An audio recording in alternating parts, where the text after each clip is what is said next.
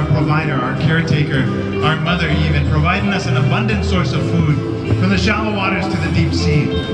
Nalavaya, or the fishermen, were highly regarded within our island societies, and it was their stories that were carried from island group to island group upon that time of discovery. Now within these stories, it wasn't just entertainment, it was also how to survive. And as they traveled through new island homes, they needed to know how to fish, how to farm, how to live within their new island environments. All of that caught within the songs that they shared. We're going to share with you the legendary Titi Raina and take you to the islands in the heart of Polynesia, the islands we call the Tuamotus. Now here in Hawaii, you're always told to watch the hands, like we did earlier in the Hukila. Watch the hands really tell the story. But in the Tuamotus, you're told to watch the hips. The faster the hips move, the more interesting, the more exciting, of course, the story. So pay very close attention. We take you now to the beautiful islands of the Tuamotus. Hula.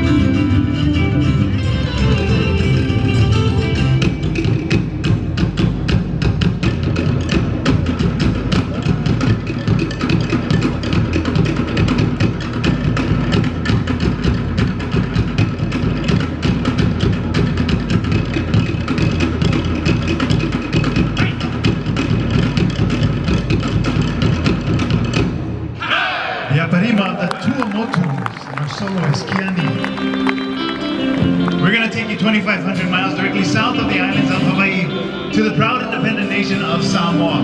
Now the people of Samoa are known as a people of the sun. Their traditions and culture, some of the most vibrant and most exciting in all of Polynesia. Now like all Polynesians, they are masters at harvesting and caring for both land and sea. Hawaii is known as the melting pot of the Pacific. This is because over many generations our Polynesian family eventually made their way here to our islands. The Samoans came in mass in the early 1950s, bringing their fun traditions and culture, such as what we're going to share with you next. The dance itself is called the Siva Taupati, or the Samoan slap dance. The song, the story, is called the Sife, and it speaks of a trickster mouse and a very willing octopus. And there's no better storytellers than the men from the islands of Samoa. So come with us to the sunny and sandy shores of Samoa. Tama Samoa, Samoa. Like a coconut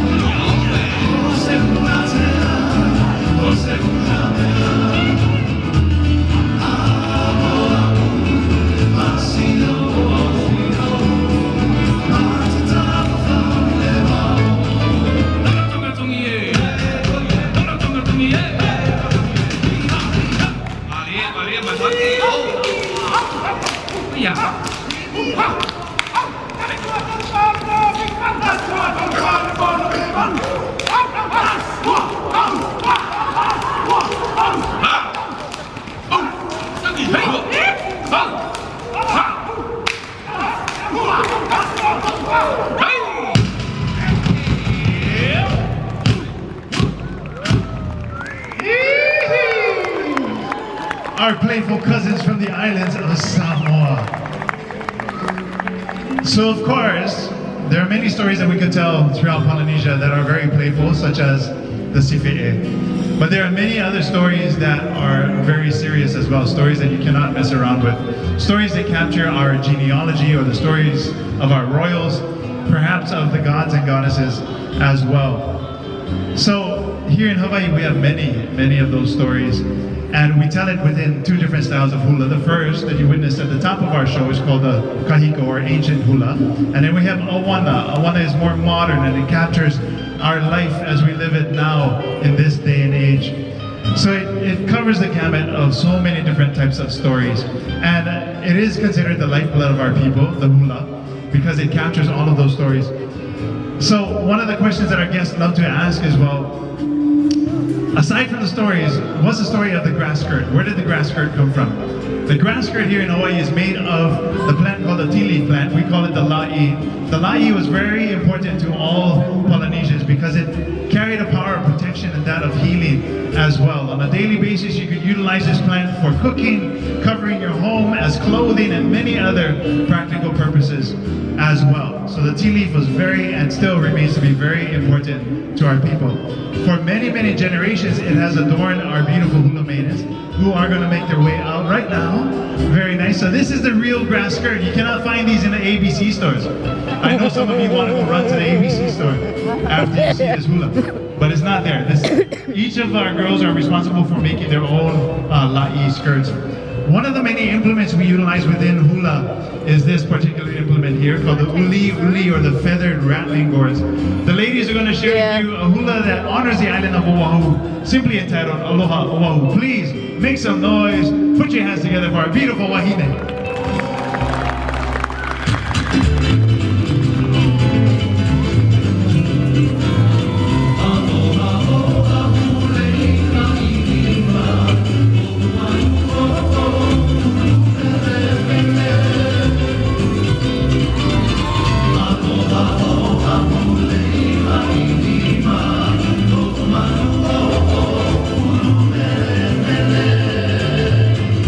Take a macaroon and say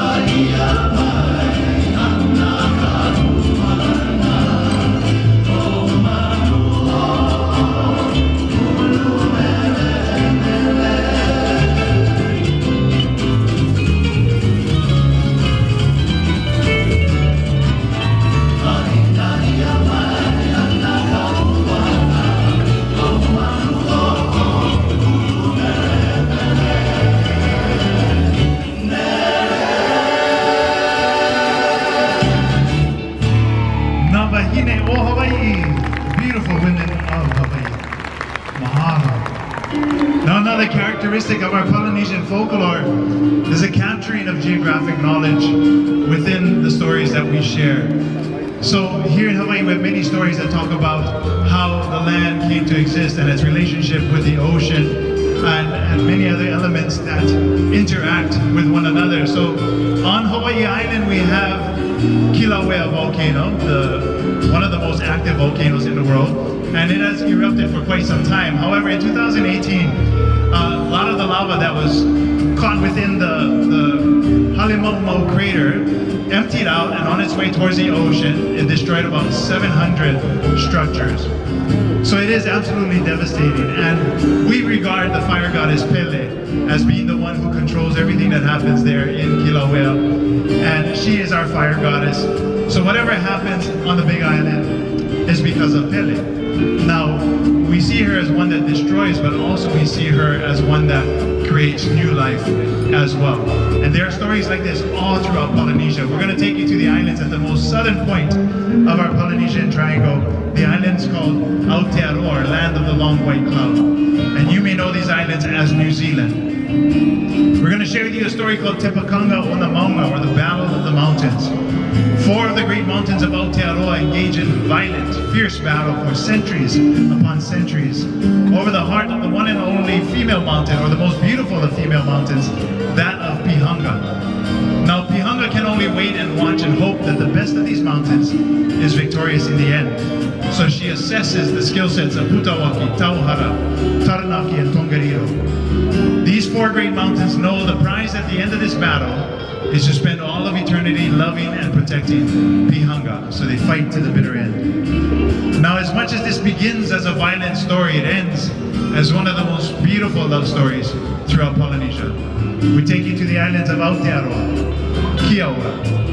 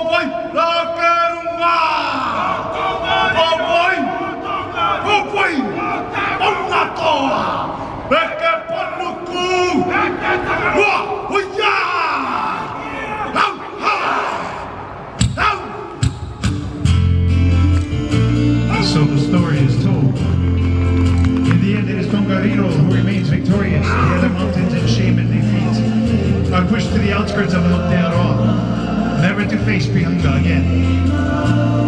Today, if you travel to the North Island of Aotearoa, you'll find Pihanga and Tongariro standing side by side, overlooking the land of Nati Tufaretoa,